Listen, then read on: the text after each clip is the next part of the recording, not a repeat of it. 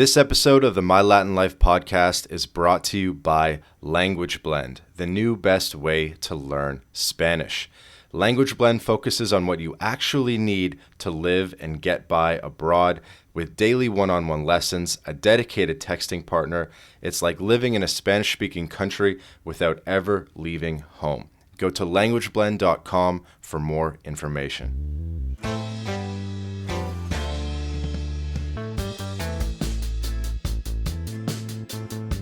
Countries want to attract foreign direct investment through direct real estate investing and then the tourism dollars that come on top of that.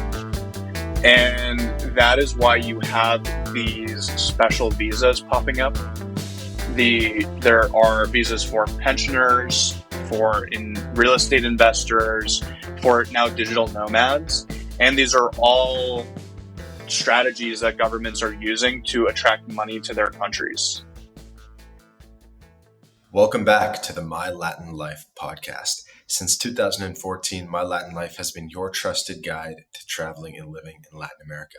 My guest today is Caleb. He's the CEO of Worldhaus, an innovative startup based in Mexico City that's fractionalizing home ownership and real estate ownership in Latin America. Caleb, how's it going? Hey, Vance. Great to be here.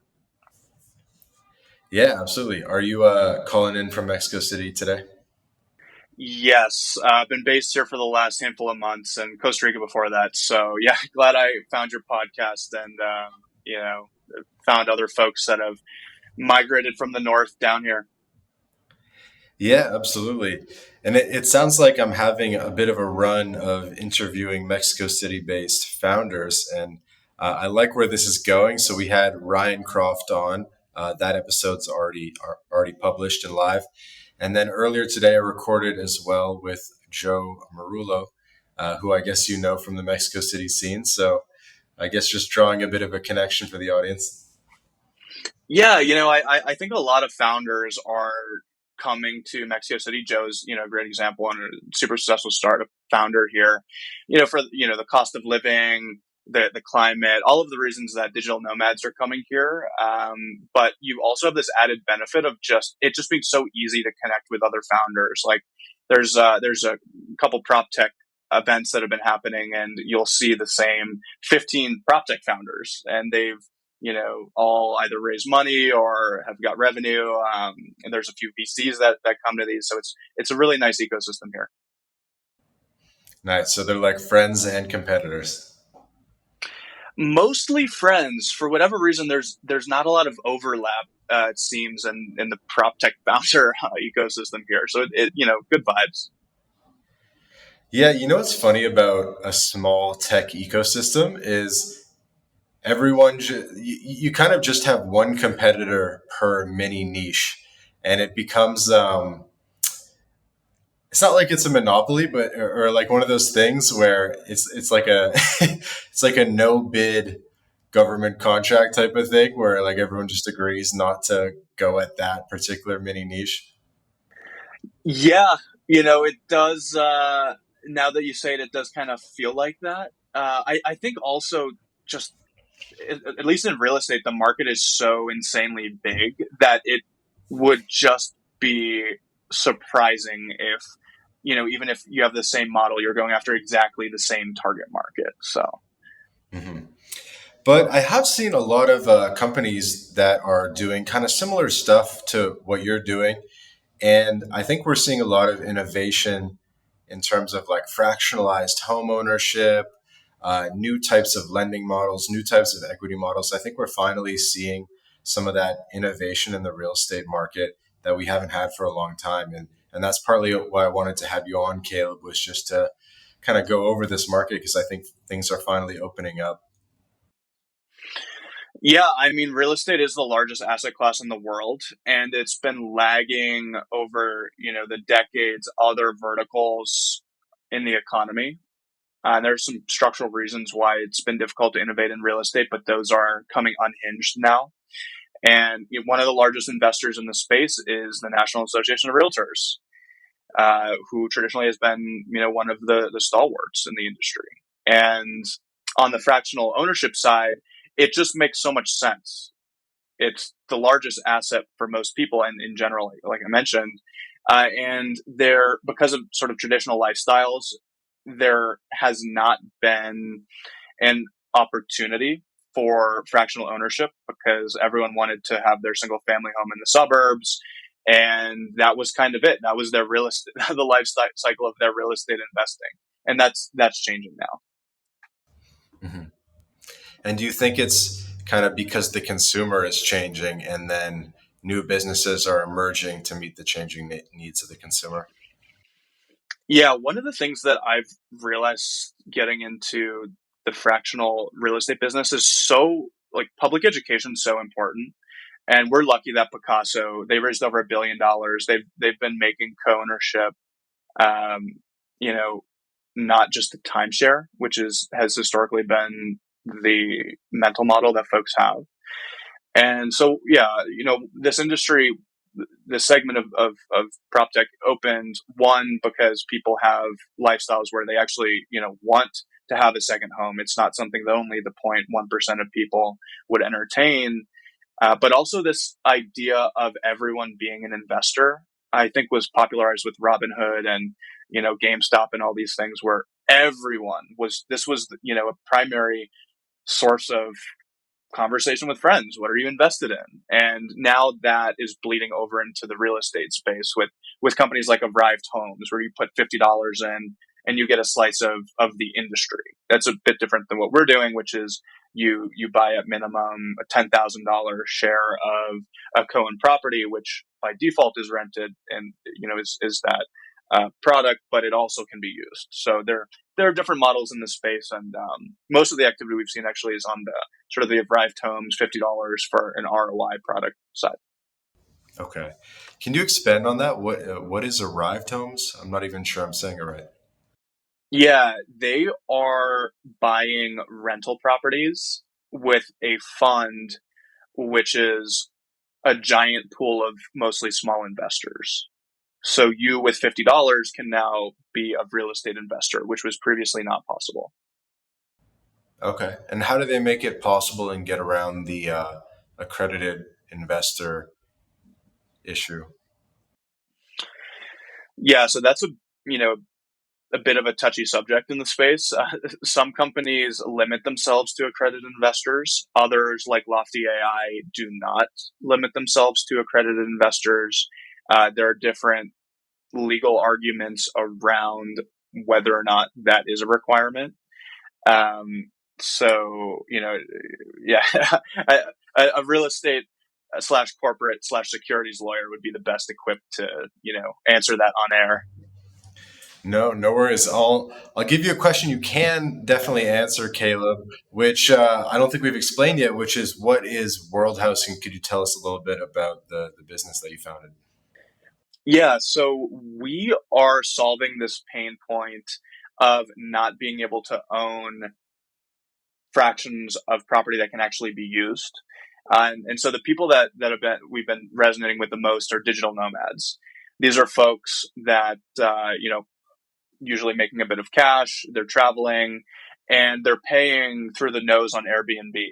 So what we built is a flexible homeownership model. So somebody with, as little as $10,000 can jump in and become a co-owner on a home and immediately use the property, which would drop their Airbnb spending by 75%, or use it as a rental property, which they are, locking in a new revenue stream for themselves. Okay, got it. And I noticed on the website too, it mentioned about kind of the savings of doing this versus renting on Airbnb, the 75%. Could you expand on that a bit? Yeah, it's pretty simple. It's a $1,600 luxury unit in Playa del Carmen, for example, costs the owner $400. It's these Airbnbs are hugely marked up for the convenience, and a lot of people are getting paid when you stay there. Airbnb is getting paid. The landlord who's taking most of the margin is getting paid, and then all the costs associated with that. So if you own the property, you're just cutting out an incredible amount of margin that these other stakeholders are taking right now. And that's where you see the cost savings. You become the landlord.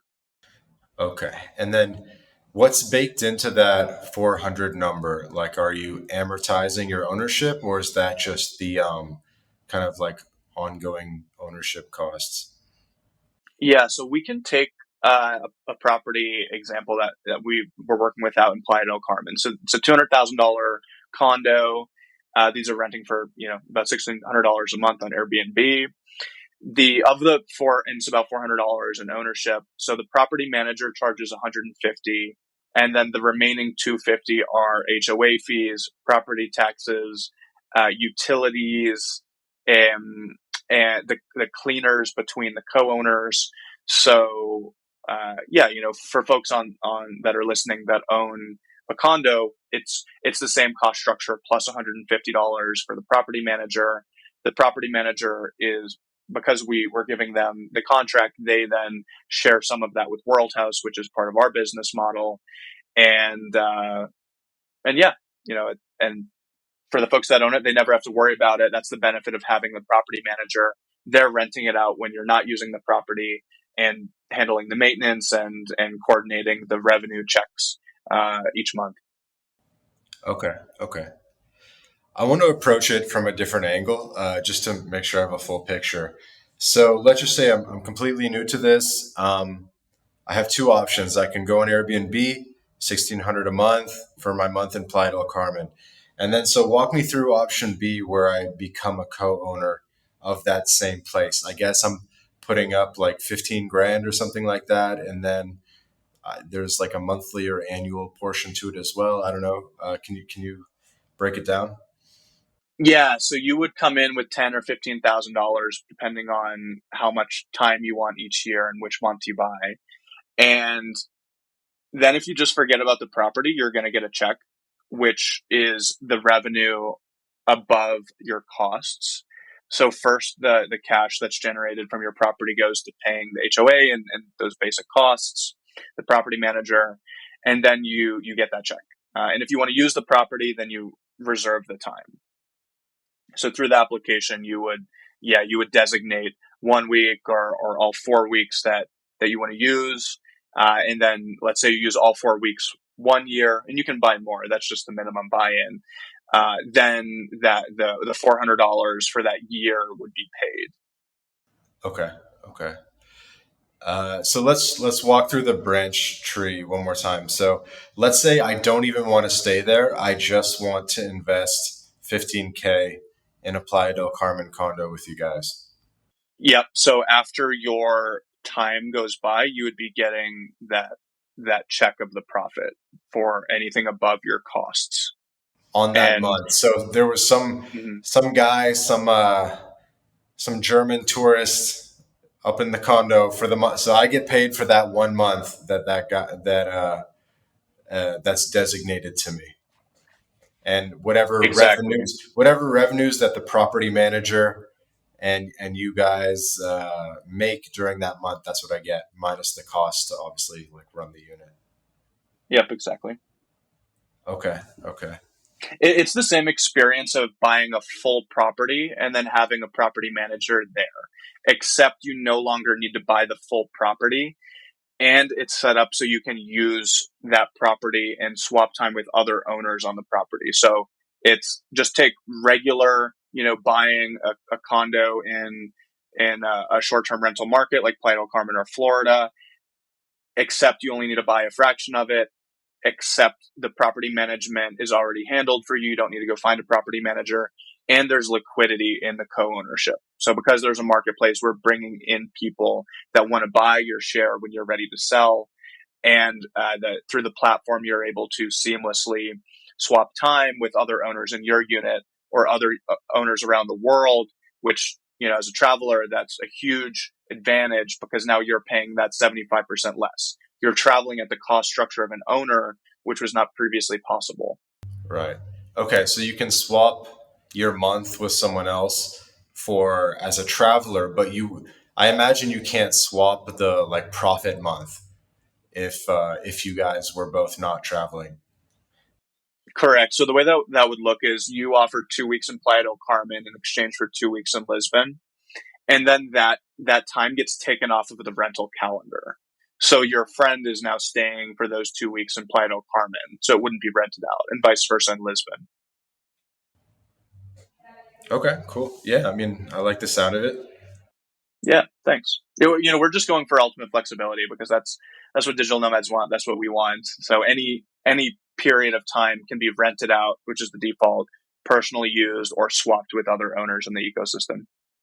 And I did, by the way, I told you offline, but for the listeners, I did sign up and make a profile as well on worldhaus.co. So anyone listening to this, go to worldhaus.co, sign up. We'll obviously it's linked up in the notes to the episode. And so what we're seeing here is we have properties in Mexico City and Playa del Carmen, in Tulum, a bunch of different spots. I guess it's all Mexico for now. We're also in Costa Rica, and we've got some really cool conversations going on. Yeah, in other parts of the world. Like there's one group, Semkovo, out in Bulgaria, and they're buying and renovating an old Soviet hotel, and they're specifically marketing to digital nomads. And these units are going for 15,000 euros for the full unit. So we're fractionalizing and we're getting it down to below 2,000 euros for a co-ownership. So yeah, we're starting in these super popular markets, but there are some really cool properties around the world that we've been chatting with. Yeah. And you guys are not the property managers, right? Like there's you guys and then there's the manager.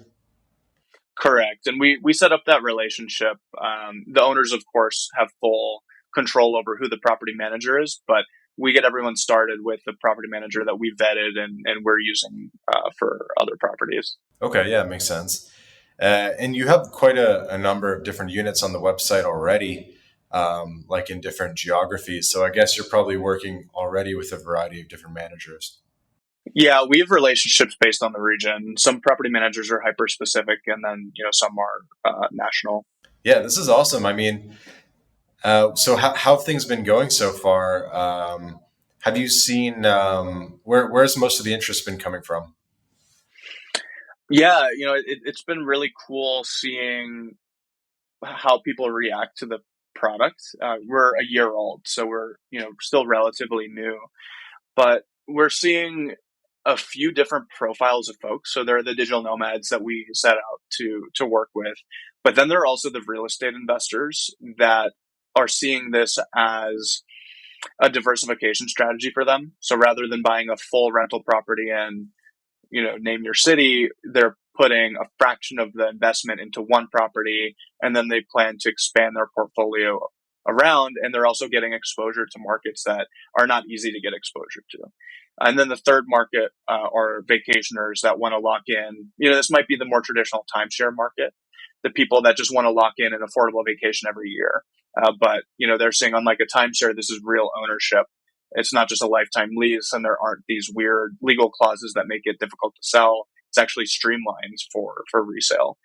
So those on the demand side, that's what we're seeing. And geographically, it's been beach condos. It's been these affordable luxury beach condos that are 200,000 or 250,000. Some even a studio might be 150,000 that we've been getting heat on. Are you having buyers from just the United States, or I imagine international buyers as well at this point? I don't know if this is because of our distribution channels or if this is just the market of international co-ownership, but it's been hugely US.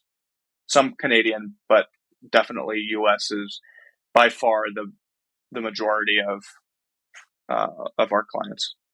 Because I think the idea is that you get paid out in the U.S. Like if you're an owner in this, um, like you don't need a Mexican bank account, right? If you're buying in Mexico, you just do it all through the U.S.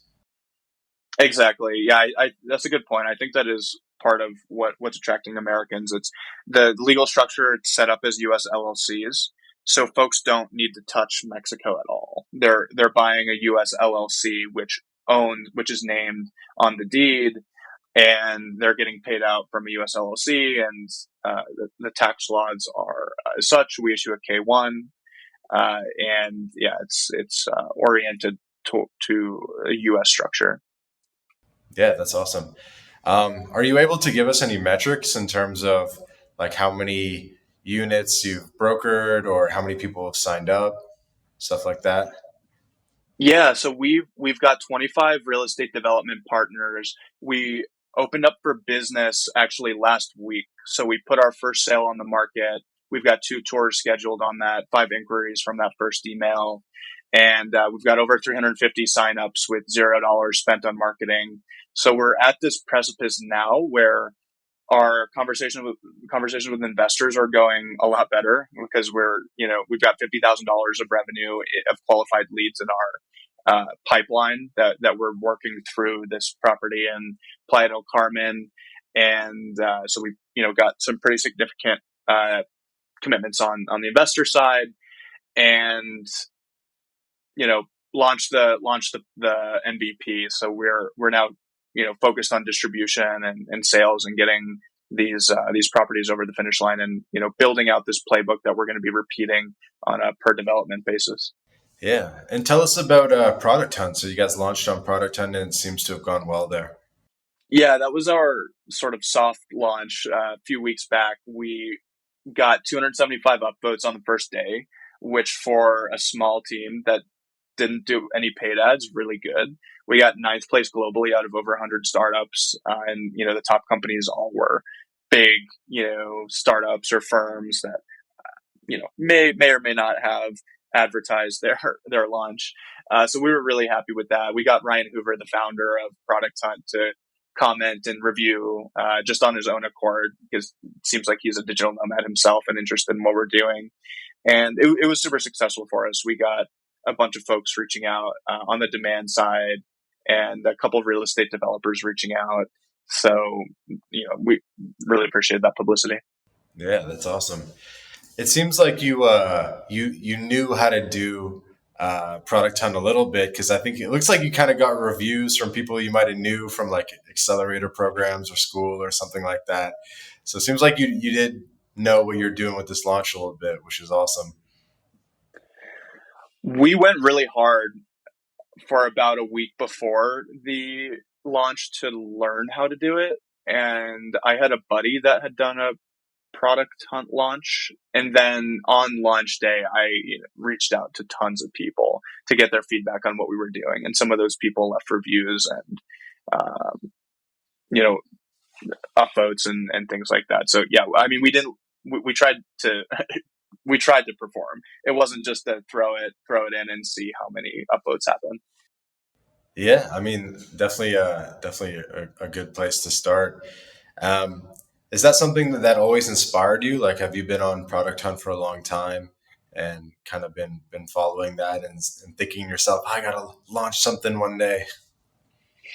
It's definitely, I mean, having, a friend that did it, and it definitely has its place in the cultural zeitgeist of Silicon Valley. There's lots of companies that launch there, and it it proved its worth. I was kind of skeptical, honestly, going into it because it's so hyped up as, you must build out a visual prototype or MVP and get some numbers and then launch a product hunt and then use that to raise money. And then it's very much part of the traditional startup playbook. Uh, but I mean, it's true. I recommend it to founders now.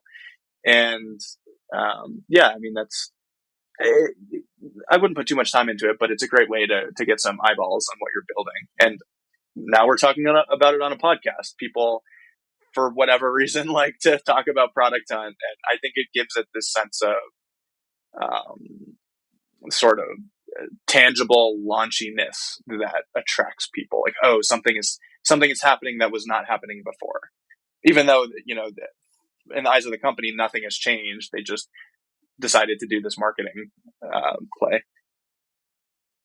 Yeah, it's almost like the birth of the startup.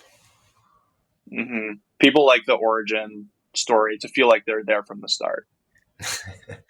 And what else did you do to launch besides Product Hunt? Were you using other platforms as well?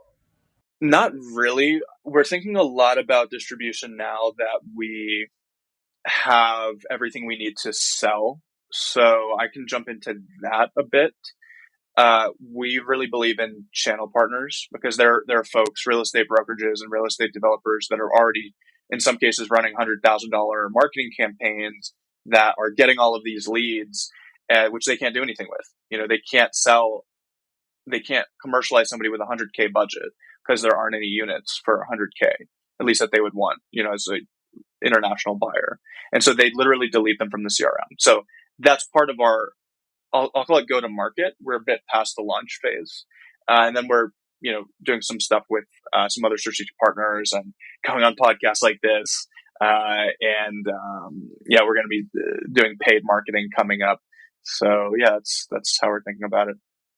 And sorry, what did you mean about the 100K units right there? You're saying that you is one of the things kind of that you're finding a market for these unwanted units.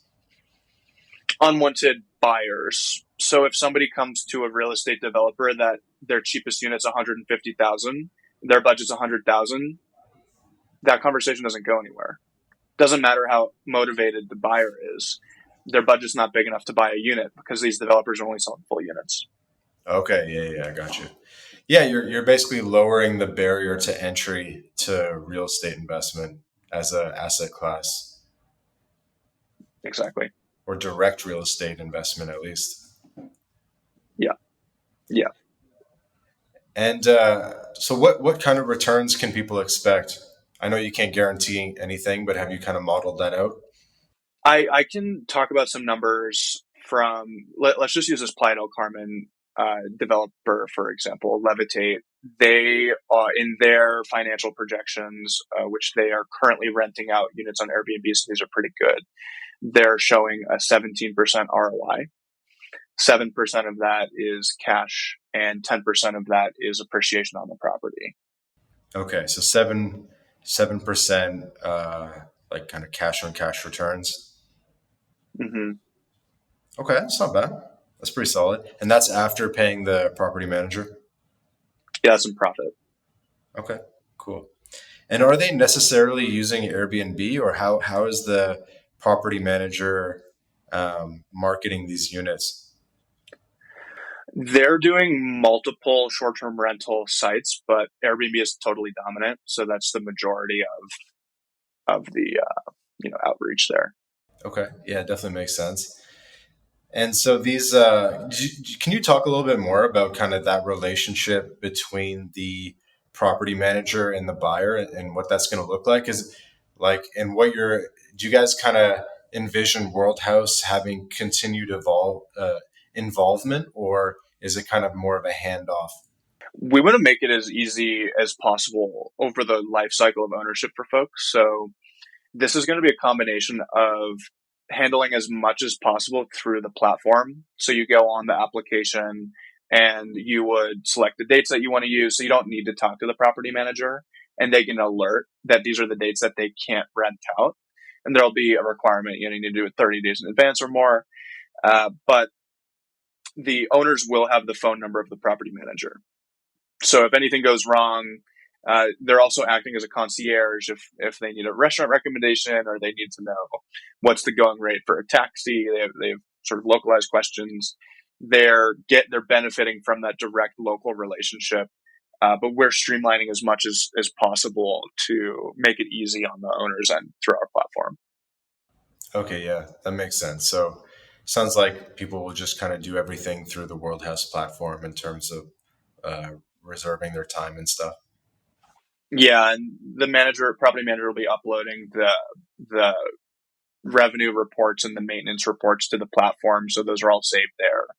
And uh, the property manager doesn't have to worry about dealing with 10 different communication streams. It's the important stuff is going on the platform, but if a co-owner needs the property manager for something, they'll be able to contact them. Yeah, that definitely makes sense. That's probably best for both parties. So the manager's Yeah, not too overwhelmed with dealing with like 10 different people. exactly. Yeah, there's got to be a happy medium there. Yeah, it makes sense. I did have a question. Maybe this is out of order of the flow, but do you, and I'm just kind of guessing here, do you, purchase the unit up front and then sell the shares? Or do you wait till you have 13 committed shares to then purchase the unit? Or how does that whole thing work?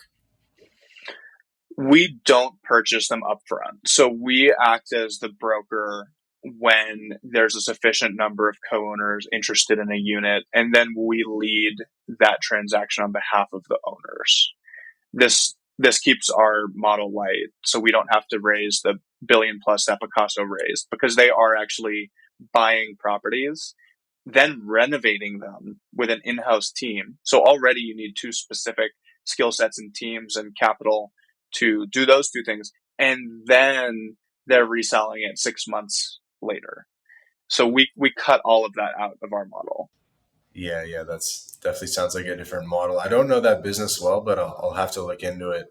Um, and then, so how do you determine when you've kind of generated significant interest? Do you wait till you have six or seven out of the 13, or how does that work? Can you just kind of walk through like the unit acquisition process and all that? We do deposits on calendar time. And once there's a full calendar, that's when the property closes. The properties all have variable pricing, so we don't expect the desirable months to sell out any faster than the less expensive, less desirable months. We're also marketing to diverse geographies. So, actually in Texas, you want to leave during the summer, which would be a foreign concept to somebody in New York or Boston. And the variable pricing makes that calendar filling easier, because otherwise, January and February are going to sell out in an instant, and July and August are going to just hang there. Yeah. So how do you get around that issue? Like in Tulum, like no one wants to be in Tulum in the summer. And so if it were me and I were the investor, I only want between October and March, basically. You're going to be paying more for that time, though. So the Yeah, and ROI is going to be I'm down to similar. pay a little bit more for that time. That's fine. It should cost more. That's supply and demand. But you have to fill up all 12 or 13 slots of the year before progressing with the unit. Yeah, it does not seem as hard as it might sound, because there are just so many people with different lifestyles. Digital nomads, for example, they've been attracted to this idea of getting a discounted off season, and they're going to make it their home base.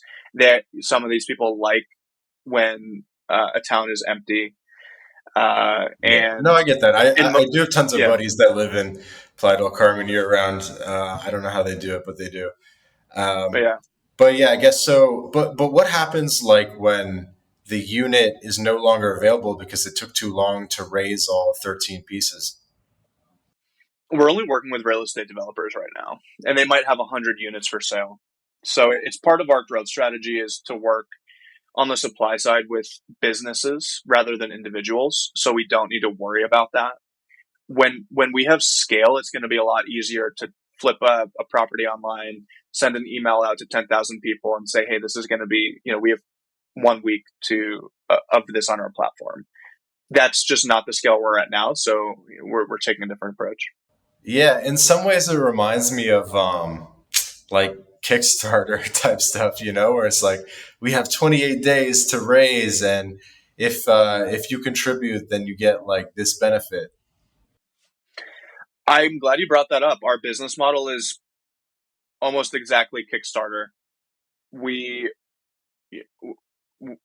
On the supply side, you have real estate on Kickstarter, it's startups, and then you have the buyers who are individuals who are contributing, and they're buying fractions of an asset instead of a company. Or in Kickstarter's case, you're not getting any equity, you're just kind of getting membership. But these equity crowdfunding platforms that are carbon copies of Kickstarter except with equity, that's what we're doing. But instead of a company, it's a house. Right, right, right. And there were a few of these companies in the previous generation, like Fundrise, and you probably know the names better than me. What Mm-hmm. happened with those guys? They're killing it, and Arrived Homes has that same model. It's you're pooling huge amounts of capital to get ROI. It's a bit different though, in that you have no attachment to those homes because you own $1 in 100 different homes. It's purely an investment product Yeah, you don't even that know what you you own, and I think in that previous generation you could never stay there. It wasn't like a lifestyle thing. Yeah, and there's also been some liquidity issues with these models, which folks can jump into. I mean, I personally use them and I love them. It has a great place in the marketplace. It's just a different model than what we're doing. Yeah, I can kind of see like the evolution though, you know what I mean? Because you have to look at those as the founder of Worldhaus and be like, how did those, because they were kind of unicorns, right? Hmm. Fundraise. And I know there were a bunch. I feel like this was almost like pre-pandemic in that Hmm. like 2019 range, or maybe even more recent, where people were doing these like fractionalized investments for the first time. And then there was like, yeah, I mean, people probably know this stuff, but and they were doing it against student loans and stuff too. You got to fill me in here. It's this trend. I mean, people call it the securitization of everything. Mhm. The average person is insanely more financially savvy than they were 30 years ago. And people are both on the consumer side and on the startup side, like us, are realizing that you can securitize. I shouldn't say securitize, that beckons the SEC and securities regulation because they're not all securities.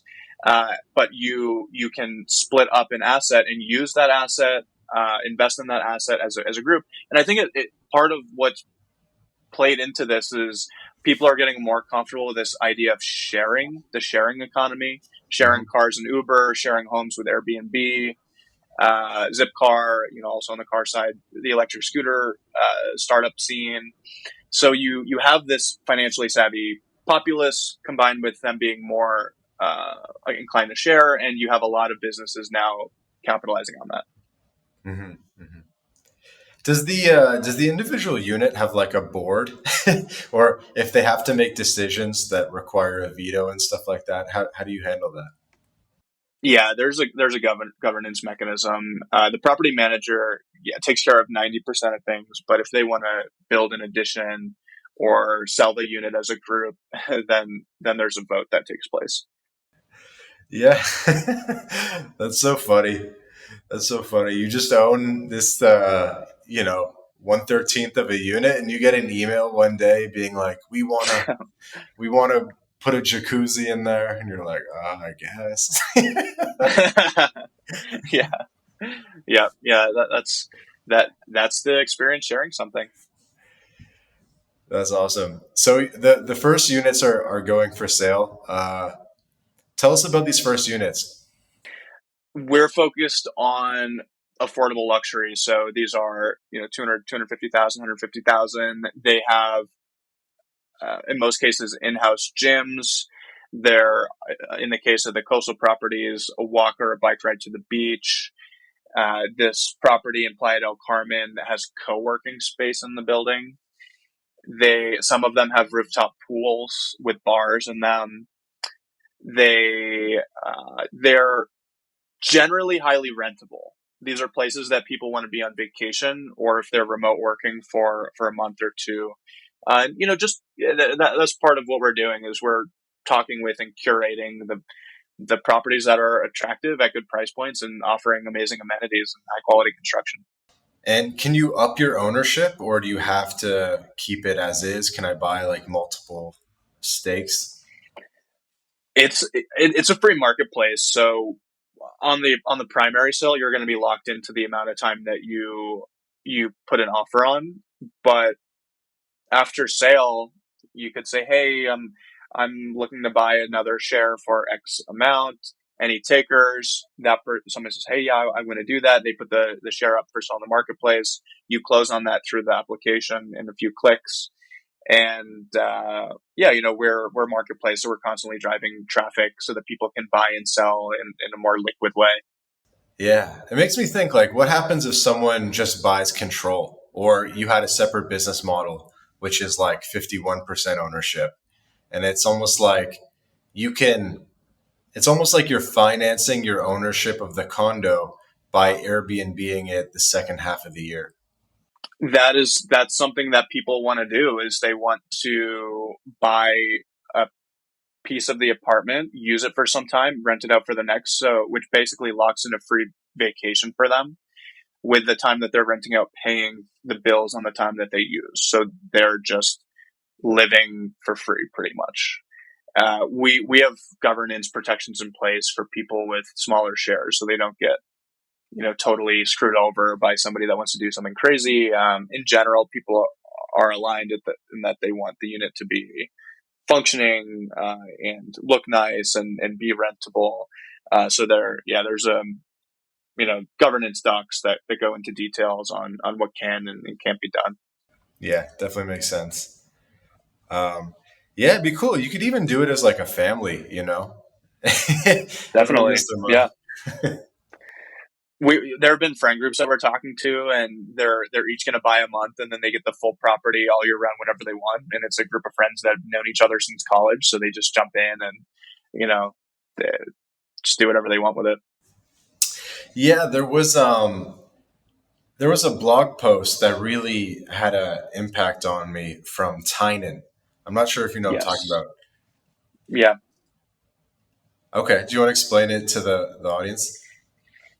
Basically, Tynan. I love this article. Tynan did what we built a business around by himself 10 or so years ago by getting his friends together to buy properties all around the world and then stay at them and swap time in them. So he bought a property in I think he bought an island in Canada. He got a place in either Prague or Budapest. I think somewhere in Latin America, and then Japan. he just Japan. So yeah, he just kind of jumps around to his co-owned properties. I've been trying to get in touch with Tynan actually, and because what I want to talk to him about is he is a pioneer in this lifestyle, but I would be curious what him and his friends have found with liquidity. Because if you, this is, co-ownership of real estate's been happening for decades. They're a group of partners at a law firm might get together and buy a place on Cape Cod in Massachusetts and use that property together. But the problem has always been finding friends for that full calendar. Because you mentioned you think it's going to be hard for us to find a full calendar. Imagine somebody that wants to do this on their own without a full marketplace and a marketing budget and all of this. And then on the resales, when somebody wants to get out, how are you going to go and try to convince a broker who's, I can tell you, is not going to pick it up because the commission's too small since it's only a fraction. That's what's kept it out of the mainstream. And yeah, I would love to have a conversation with him about the pain, if there is any, that he's experienced over the years of co-ownership in this traditional way. I'm sure his answer would be just like, look, you got to look at it as a one-way deal. But that's not the fun. The fun part is financializing it and doing wacky math to bring it back to life. I I would be curious if his co-owners say the same thing, that I'm okay with this one way deal for my whole life, because now it starts sounding like a timeshare, which is just who can make a decision for your whole life. I mean, marriages Well, I aren't mean, even lasting a whole they're life buying like anymore. 100K. Yeah, I think they're doing like 100K things, and so it's like 10K each. It's like, look, you Mm, got to be. I think he kind of said like, only do this if 10K is not significant to you. You know what I mean? mm. Hey everybody, quick break from the podcast to tell you about Language Blend, the best new way to learn Spanish. Language Blend was co-founded by Jake Nomada, friend of the podcast, decade of experience in Latin America, and Jake and his team, they put everything into this program that they wish they had in terms of how to level up quickly with your Spanish language skills. Because the faster that you can get conversationally fluent in Spanish, the better the experience that you're going to have in Latin America. So go to languageblend.com for more information. But the interesting part of that, like plunking 10K is fine, but then it's the ownership or the maintenance cost piece of that, right? So if it is one way, but you got to maintain it forever. How does that work? And Yeah. I remember I'd have to dig it up, but I know he had some kind of clauses to build like a fund, and I forget if they had like a couple years, like maintenance fund ahead of time. You know what I mean? Hmm. Hmm. Um, the best way to do it is if you could like have a you have and this wouldn't work for you guys, but you would own a 100K property, but then you'd have like a 500K fund behind it that the interest that you make off the fund just like pays for the unit, and so that way the unit can like live in perpetuity forever. This is An endowment for a property. an The problem endowment, with that yes, an though is endowment. yes, but I have a sense with people that are willing to pull up 500K in endowment on a rental property. These are the top 0.1% that they don't care. They're just going to buy the Yeah, full place, and that's what we found. The people that we're talking to are not yeah. 0.1% people. No, These I are know, I know. We can get back. You know yeah what my thought is though, because I know this is totally off topic, but this is what you do with like your, Caleb becomes the guy that gets rich, and then he buys like his mansion in the suburbs of Boston, and then it's like your family home and you want it to be your family home for like 200 years, and so you put an endowment behind it in the trust or the will, so that mm, when you die there's like an unrevocable trust. It's bulletproof, the kids can't get at it, whatever. And the trust only can be used like for property management of the property, and that's how you keep the property in someone's hands forever. Because what can happen is if you have a gigantic mansion and the yeah, property taxes are like 20K a year or whatever, sometimes the next generation is like, we can't even pay the property taxes. And so right. you're kind of handling that. It's a funny concept. I've never heard of. Actually, there are these big industrial revolution mansions that got turned into Yeah. museums. Like Yeah, and in, they have in Rhode endowments that keep them Island, running. in Rhode Island and Yeah, stuff. I think I've been to that one. Yeah. Do you remember the name? There's like the breakers and all these ones in, what is the town? The listeners know. Yeah. Where the tennis hall of fame is. Why can't I name the town? Anyway, people know. Um, where were we? But yeah, so Tynan's model. Go back to kind of how he was like a pioneer and how this inspired you. I only found out about him a couple weeks ago, but I am inspired by him. What he said is, I want a brighter future. I want to live a more exciting life, and I want to be post national. And so I'm speaking for him. I've never met him. I've only read the article. So, Tynan, if you're listening, feel free to jump in the comment section and set the story straight. But he just wanted something more, I think. And, that those are the same, that feeling is the same feeling that people that, are signing up and getting ready to buy with us have. And it's just possible now, and we've streamlined that and standardized it. So instead of going through, because that was a passion project for him, he needed to learn the rules in all of these jurisdictions. He needed to pay the lawyers to get everything set up. He needed to find the property managers, and he in his article he talks about how much work it is, and not everyone's prepared for that. That was his passion project first. I think years before he actually pulled the trigger. And so yeah, we basically make that easy. Yeah, I get. Well, it was a multi-year thing because they kind of bought like one property a year, and I'm actually looking at his Twitter right now. It's at Tynan. If anyone's curious, Tynan, and his location.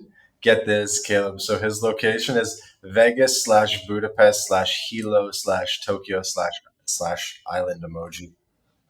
Yeah, that's amazing. That could be everyone. There's no reason that can't be everyone now. Yeah, there you go. Makes sense. And I did notice on your website, when people create a profile and they're looking at the properties, it says this property would qualify for the Mexican investor visa. Just the fact that it says that on the website tells me you're kind of thinking about that. Do you want to expand on that angle? Because not every real estate person is thinking that way. Countries want to attract foreign direct investment through direct real estate investing and then the tourism dollars that come on top of that. And that is why you have these special visas popping up.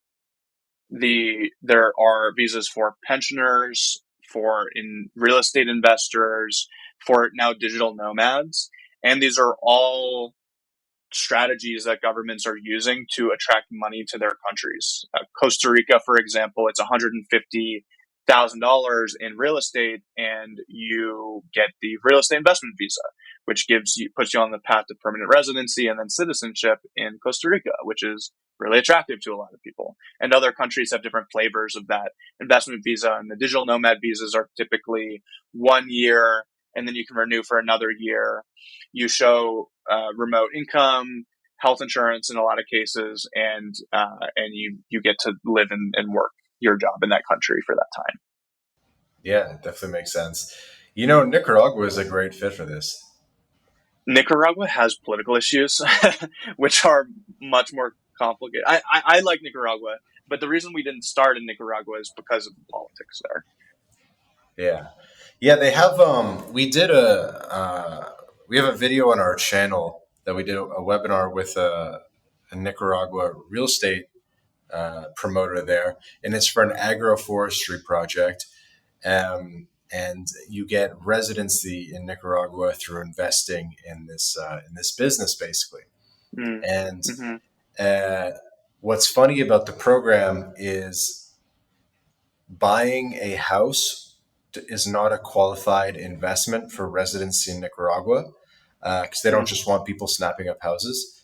But Hmm. if you were to do a hotel or a Airbnb and own a fractional piece of a business, then that would count as being qualified for investment. So if you took this model that you guys are doing, did it in Nicaragua with a business, you know, the part ownership, etc., it should line up nicely in some ways. And so maybe you don't want to go into Nicaragua, but I guess it just speaks to how this is something that governments are encouraging.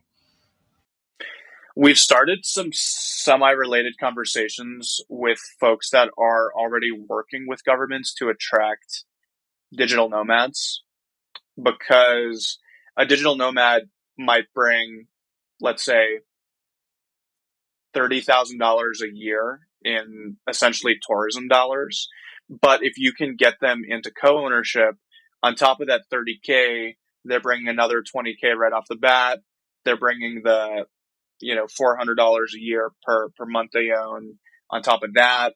And then they're bringing more friends into town. They might start getting involved more in the local community, and they take a step away from floating on top of the community and their Airbnbs and just spending money at restaurants and nightclubs into a real stakeholder, which is why you're seeing people try to attract digital nomads, and then and b in these early conversations why governments and the organizations that they're working with excited about getting digital nomads into home ownership. Hmm. Hmm. Yeah, I think there's kind of a natural evolution where digital nomads, they start out, they enjoy the freedom, but eventually they are down to kind of transition into being slow mads or expats, really getting residency permits, living somewhere a little bit longer term. I mean, most people I talk to, they want to stay abroad forever. They just think it's better Yeah. than the US or Yeah. the UK or whatever. But you know, it's just it takes. It's like you start enjoying the freedom a lot, and then you learn to value the routine. People still want community. We're social animals, and it's not like I have this conversation sometimes with investors that are like, "How why are you launching a homeownership product for a group that is just traveling all the time?" That's just not true. For the first year or maybe two, that is true. But we're still people that want to settle down and have roots and assets. So yeah, I agree with you. And it's funny you mentioned the term slow mad. We're launching a tool which we're probably going to call Slow Mad List, which is our Okay. it's it, yeah, it's our take on the best spots for more mature digital nomads in their 30s that want things that more mature digital nomads care about, like quality of education and safety. And we're gonna rank nightlife a little bit less, although it'll still be there, to just get a different take than Nomad List, which I think is oriented more towards this slightly more backpacking and transient audience that people typically associate the term digital nomad with. And how do you create community around what Worldhaus is doing? Is there any community element around the co-ownership with the other co-owners? Like, do we necessarily know each other, or other things that you guys do? You do know each other, and 2 days ago we launched our communities feature, which is a group chat for everyone interested in co-ownership in each of our cities. So if somebody goes to worldhouse.co right now and goes to the marketplace, and they'll see the communities tab, and they click on Playa del Carmen, that's a hot link to a WhatsApp group for everybody interested in learning about real estate investing in Playa del Carmen, or living in that town and just getting started. So yeah, it's going to be an ongoing evolution for how we engage with the community, but it's something we're already thinking about and launching features for. Yeah, yeah. I don't even know if I want people to know that I'm in on this unit. It's just it's a tough one. Yeah. It's not public information. So if you wanted to, it's choose your adventure. If you don't want to give your name to the co-owners, you don't have to. Yeah. It's kind of trippy. I'm just like thinking about all these edge cases just for the fun of it. But it's like you might have a situation where 5 or 8 of the co-owners are public about how they own part of the unit, and then the other ones are like in silence. Or how does that work? It would work just exactly like that. It's just some people just don't talk about their share, and nobody is overlapping with time. So you could opt to never meet the other owners if you wanted. It's so funny. Like it's like your checkout day, their check-in day, and it's like you're the Trump supporter in the group chat. You know what I mean? Like it's like I don't even want to own a co-own a unit with a Trump supporter, even if I never meet them. Who knows? It's kind of weird. Yeah, yeah. I mean, we hope people will be mature. and, and I mean, worst case scenario, it's owned separately as separate memberships, and checkout times are Dude, it's different. kind of weird to know who they are if you're not going to overlap. I don't know. I'm just like, it's kind of weird. It's like, oh yeah, I kind of own this unit with like some random couple from Cincinnati, and then these older people from Florida, blah blah blah. It's like, it's kind of like a mind f. I think it's gonna feel like people in your condo building. They're there most of the time. You don't talk to them, but if one of them's really cool, then yeah, you might spark a friendship there and see where it goes. You know what though? I'm actually very down with this concept. I wanted to make sure and ask you about. So, how does this work when let's just say you become a really big fan of the model? I'm a big fan. I could easily see myself buying into Playa del Carmen. I got tons of buddies there. I could easily see myself buying into other places, maybe Medellin or something, right? And so, how does I imagine as you start building this out, maybe if we talk again a year from now, you'll have people that are actually buying stakes in multiple different places, like all around the world, right? I guess what we're talking about. And I guess you get to 12, right? You could be like, yeah, I got one for every month of the year, or 13, I guess. Mm-hmm. Mm-hmm. We should do an annual check-in, because that's exactly what we're building towards. It's a ecosystem where folks have liquidity in buying and selling properties all over the world. That not only is there liquidity with ownership, there's liquidity with the time, so that they can swap time in the units they don't have. To every unit we're adding increases the ability to travel at the cost of being an owner. And yeah, I'm super excited. We've been building this for a year, and we're gonna have our first sale here in a couple weeks.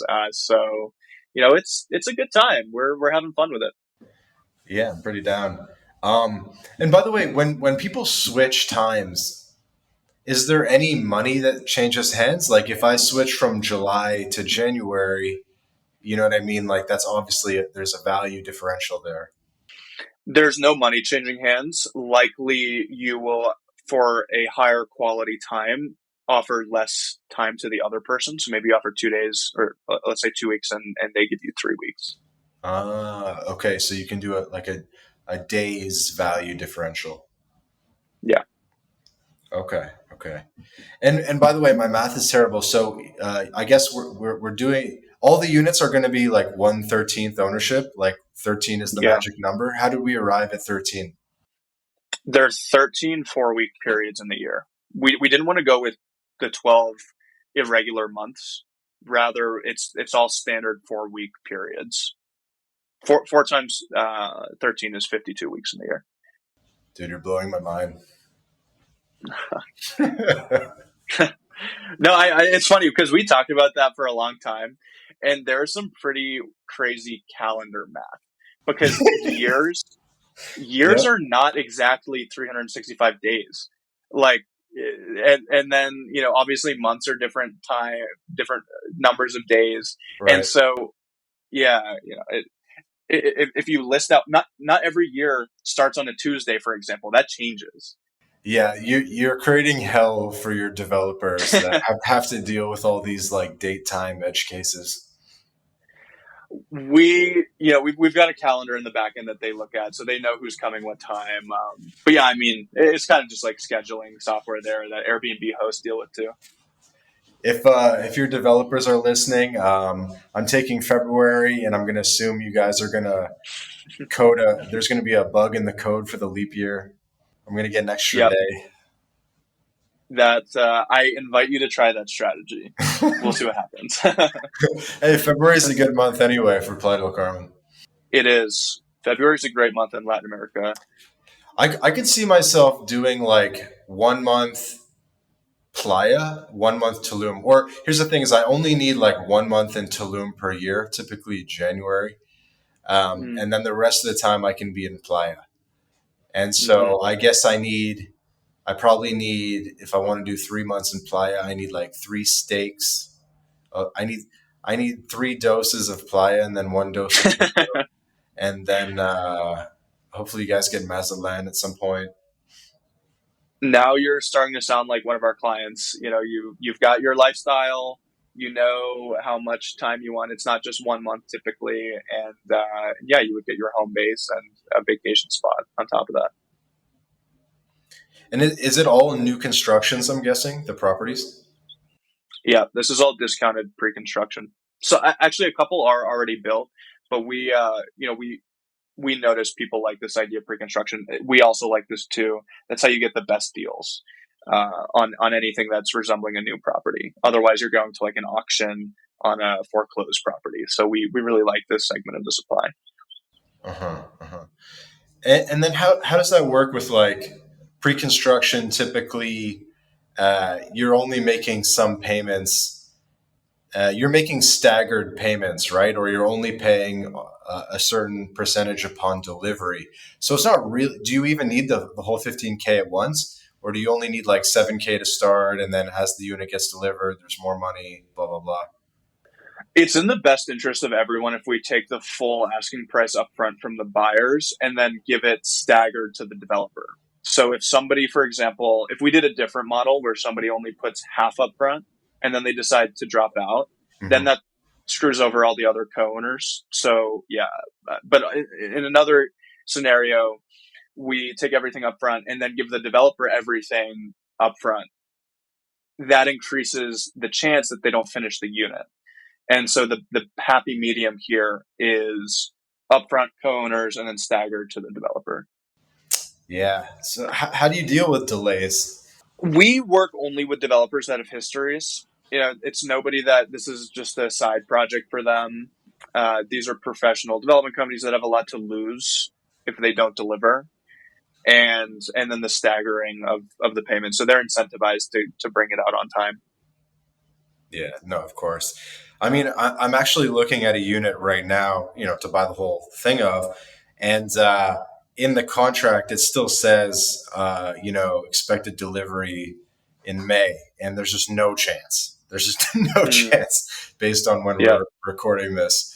Uh, and it's like, so they got to go back and change the contract, and it makes me think like, how does that change things for me? You know what I mean? Like as a buyer when uh, you know what I mean? Are there any other consequences other than just waiting? It's just, you're just waiting longer if there's a construction delay. Yeah. Do you try to get ones that are like within 6 months of completion, or ones that are pretty quick, just so people can just to kind of like close the deal fast? Because if you're getting people into pre-construction units that are 18 months from completion, like Yeah. just it's still a long time to have that deal open and kind of have like the mental overhead like as a business, you know? We like the sub 1 year, preferably sub 6 month pre construction. Developers will discount more the further out you are, so you can get True. some, you know, total home runs. So it's a balance, and the developers know that, so they're, pricing accordingly. Yeah, I feel like I'd want to get in there pretty fast, especially when you only have it once a year, and it's like it's like this thing better be done by August, or it's gonna be what's gonna be next August. Yeah, totally. No, I get that, and yeah, I mean, we'll find out. If they're 18 months is too far out, we might just drop those developments, despite them being great deals. But yeah, somebody that really wants the vacation this summer should be aware of delivery date. So, and sorry, I've been pestering you about so many of these details. I hope No, people it's great. find it interesting. Um, how do you see Worldhaus and this type of fractional ownership fitting into like the larger changes that are taking place in terms of remote work and digital nomadism? Our take on remote work is that, I mean, it's a couple of things. So one, if you look at a distribution of the age of companies and the remote work policies, it's hugely disproportionately young companies in favor of remote work. And what that means, just like any adoption curve, if it's the young companies that are the ones supporting remote work, over time, that's going to support the overall number. And the other piece is just how desperately people want remote work. There's a stat that came out last month for job applications in February, and there were of fully remote jobs were 19% of the total jobs in the U.S., and they got 51% of job applications. So when you have young companies who will eventually become big and dominant companies, and employees heavily pushing for remote work, I think that kind of answers the question. You see these flashy headlines of JP Morgan, everyone back in the office. But, these are old companies that are run by 60, 70-year-old managers that their COVID career was like 2% of their working life. So it's not a difficult conclusion to come to, that, yeah, they're going to shift back to what they've known and what, has worked for them. But long term, it seems pretty obvious that we're moving towards a much more flexible working world. And Worldhaus, that unlocks the market for Worldhaus, which is, we can now offer that flexible home ownership, which is fractional and managed and swappable. That just makes more sense for people with this lifestyle, that don't want, just have one real estate transaction in their life in the suburbs of Boston or San Francisco, and for, to just that be their whole portfolio.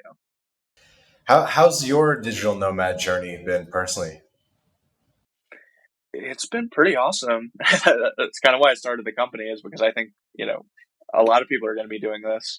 And yeah, I had a remote job as a product operations manager in an electric scooter sharing company. And so, I was all over Europe and the US, living out of Airbnbs, paying a lot, and but having an amazing time working at a Spanish co-working space, and then going to a midnight amusement park in Vienna, and your life just gets more full when you do this lifestyle, especially if you can pair that with a community. And there's just no going back once you do it. Um, I'm trying to think of a historical example, and none come to mind.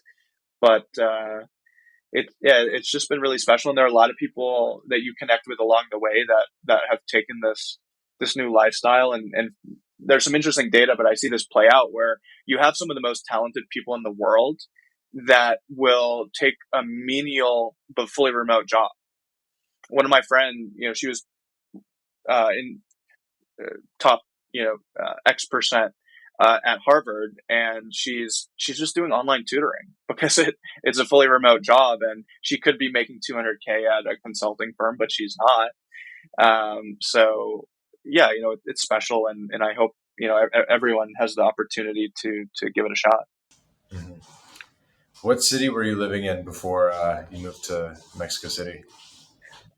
I was in San Jose, Costa Rica, which for people that know Costa Rica would call it a bus stop. But it's actually really nice if you stay in Escalante, which is kind of like Condesa in Mexico City, their equivalent. And then you take weekend trips because they have $5 buses that take you all throughout the country, Puerto Viejo and Tamarindo and Playa Hermosa. I'm really excited for San Jose long term because as soon as they get that community resembling anything like Mexico City, it's just going to explode because the weekend potential is completely unmatched in the world. The climate is better than 98% of the world. The government is liberal and democratic, and the population's educated. Uh, English is spoken pretty well. It's safer than most places in the tropics. So, yeah, big fan of that place. Hmm. Interesting. What about you? And, and Where have what? you found? Oh man, Yeah, I wanted to ask though, in what U.S. city were you in most recently? Boston. Spent the last 7 years uh, based out of there. Hmm. And how's it been for you, kind of the switch from Boston to Latin America?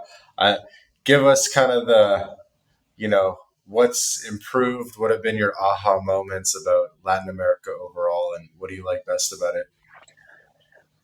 What surprised me the most was the malleability of social networks here. Like, in Mexico City, I am probably good friends with like six startup CEOs. And it's just not easy to meet startup CEOs. Maybe I've never lived for long term in San Francisco, so maybe that's common there. But people down here don't have these uh, solidified social networks, so they're just open to meeting cool connections. And so you just end up talking to the most awesome people all the time. And then there's the more, you know, stuff that you run into right off the bat, like you can get an awesome taco lunch for $3 and you can go to a different nightclub every day of the week or every day of the month and they're all amazing with like special DJs and new takes on music. And then Mexico City specifically has an amazing art scene. So for anyone into art, there's just tons of galleries here, and yeah, I would say the social your social calendar is going to be a lot more vibrant. That's definitely not true for all of Latin America, but if you go to like Medellin, Mexico City, and I haven't been, but Buenos Aires, Puerto Rico as well, I'd put on that list. Like you're going to have a lot of optionality, and you're going to be able to do a lot more with your budget. Yeah, it's kind of been my takeaways. I love how you said that your social calendar will be more vibrant. It's just how it is. And you know what it is, and I'll completely echo this, and I came to this conclusion as well, is it's your level of access is much higher. Your level of Mm. access to people. It's like if you want to get a drink with someone in Boston, it's like you got to schedule it a week in advance, and it's this very like stilted thing. But in Mexico, it's like totally different, and people are just more accessible, right? You'll just it's hard to explain. People will let their guard down, right? Yeah, and I think after being in LatAm for a year, I think it's just a place that values fun more. For some reason, it just takes a back seat in the U.S., especially the Northeast, and yeah, it's just like a good vibe. People like fun, why not? Yeah, I mean it's totally true. Like it's hard to get the meetings when you're in Boston. Like they do have some accelerators and stuff, and I know you're familiar with that, but it's hard to even like get these meetings or Yeah. to, and it's hard to serendipitously see people again. But I think you'd probably say that in Latin America, it's just kind of easier to get people to meet up and just easier access. Yeah, and to echo your point, it there's just less social judgment down here. I still feel the Northeast in me when I talk to people, and I like trying to sort of scrub some of that away. But like in the Northeast, in Boston, it's academic credentials. In Washington D.C., it's social or political connection credentials. In New York, it's money and just like what is your job rank credentials. And so everyone's constantly assessing everyone else. And as an early stage founder or just anyone earlier in their career, like you said, it's just hard to get meetings. I mean, you're not like super early in your career, but it's just for anyone, it's easier in Latin America. Yeah. Yeah, I guess once you've partied till 7 a.m. at a Tulum jungle party with a startup CEO, you probably have a closer bond than getting some lame Yeah, ass coffee in Boston. exactly. Yeah, that's the perfect way to put it. I love hearing it from other people though. Okay. I love Yeah, people. I love when people complain about the rigidness of the Northeast. yeah. I don't know where that comes from. I've been thinking a lot about culture lately, but like, I mean, Northern Europe is kind of similar as well. Right. Germany and the Netherlands. Yeah, I don't know if it's coming from climate or religious history or what, but there's a distinct like north south social difference. Yeah, there's a lot at play here, but it's I don't want to get us in trouble, but it's there's definitely a big difference in terms of culture and approachability of people, and it's just like the spontaneous nature of things where things kind of flow a little naturally, where um, you know. A dinner can lead to a beer, can lead to a next Hmm. invite. And what can happen is, I think another piece of it is relationships develop much faster. So Mm. you can go from zero to a level where you're very comfortable with someone where you've seen them like 10 times in the space of, a month. Whereas to get that same number and depth of interactions back in the States, it just takes longer. It takes longer to build the relationships because you're kind of because you're spending less time together, and partly because it's like different environments. What are your thoughts on that? I, I had never made a friend at a nightclub in the Northeast, and that's happened to me twice here in the last I don't know couple months, and it's it's just a more open place, and in terms of the repeatability of meeting up with folks, yeah, I that you mentioned, I think part of that's just coming from people putting a greater emphasis on life. It's not all about working and then going home and being prepared for the next day and not going out because you don't want to be tired. It's really, how can I make the most out of every day, and that just causes more social interactions when everyone's bought into that. Yeah, it's both things. It's like the locals are naturally more chill and open, but then also the foreigners that come down, they kind of have a switch that happens in their brain where they go, I need to seize the the experience or whatever. And where in Boston people would just be super lame, right? Like after dinner, they're Mm. just like, oh, I got to go home, blah blah blah. Like in